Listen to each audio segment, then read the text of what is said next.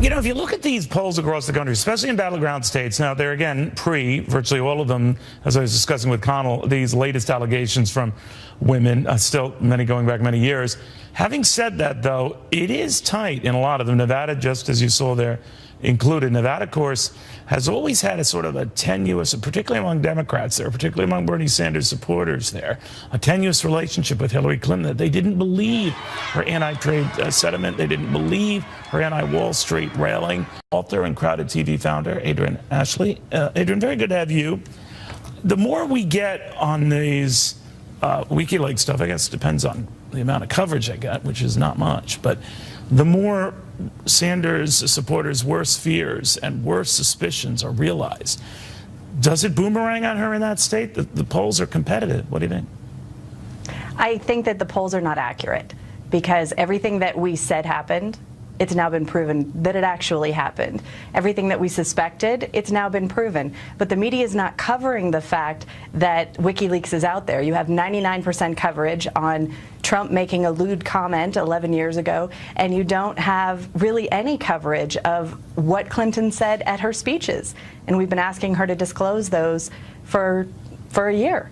So let me ask you about that. When you say these polls are not accurate and they show her with a slight lead, you don't buy that? I don't buy that. Really? I don't buy that at all. Here's the thing. If you look at the number of people who show up at the rallies, just count the bodies. You have Trump filling stadiums. You have Hillary barely filling high school gymnasiums. It's not the same level of enthusiasm. So when people get called, and I get called in Nevada probably 3 times a day for different polls. Is that right? It's a lot of polling going on. And, you know, they're calling people, but they're calling people who are on landlines. They're not calling the cell phone people. They're not calling the millennials.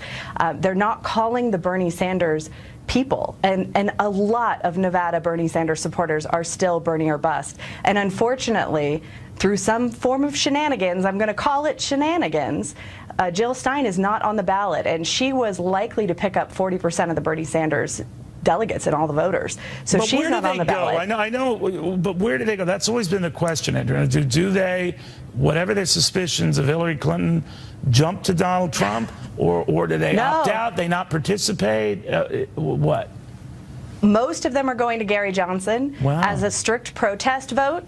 Because even though Gary Johnson doesn't have the same values as Bernie Sanders, if you meet the man, he has the same honesty as Bernie Sanders and his vice president, Bill Weld. What are you going to do, Adryenn, if you mind? I'm voting Johnson. Really? I'm voting for a third party because in 4 years, I want to make sure that we have more than 2 choices. I think the two-party system is what is destroying any semblance of bipartisan or any progress that we could possibly have, because when you watch them in Congress, they bounce off each other like magnets repelling each other. They can't work together because the party comes before the people, and we need to break that up. Adryenn, it's a monopoly.